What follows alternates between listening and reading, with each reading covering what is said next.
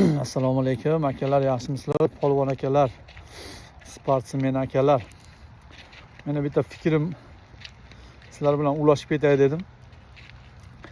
Nima fikr deb so'raganlar uchun.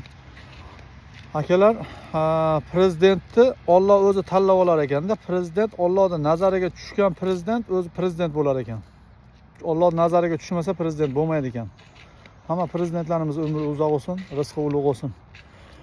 Qirg'izistonniki bo'ladimi, O'zbekistonniki bo'ladimi, Tojikistonniki bo'ladimi, Qozog'istonniki bo'ladimi? Sizlarga bitta narsani aytay dedim. Duonbek akalardan bitta iltimos. Shu videoda atmetga qilib ketasizlar shu akalarga.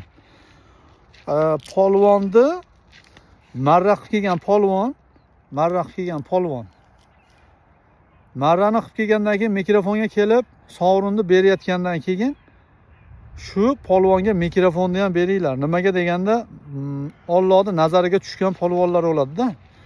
Ular berayotgan akalarga, sovrin berayotgan akalarga, ko'pkar berayotgan akalarga shu qilinayotgan duo hech bo'lmasa bittasi ijobat bo'lib qolsa, nur ustiga nur bo'ladi.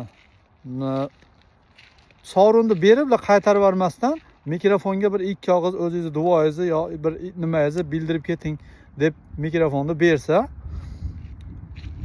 ajomas o'sha uloq erayotgan odamga qilingan duo ijobat bo'lib qolsa, sovrin bergan odamga qilingan duo ijobat bo'lib qolsa, shuning uchun duonbeklardan iltimos, Qirg'izistonniki bo'ladimi, O'zbekistonniki bo'ladimi, Tojikistonniki bo'ladimi, shu akalardan iltimos, polvon marra qilib kelgandan keyin iltimos akalar, nimani mikrofonni beringlar, ikki og'iz duosini olinglar o'sha polvonni. Aniq to'xtatib turib, to'xta.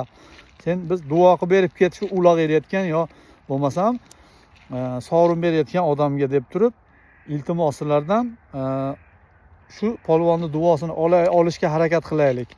Shu videoda shu mikrofonda yurgan akalarga atmetga qilib ketinglar. Hammalarga assalomu alaykum va rahmatullohi va barakotuh.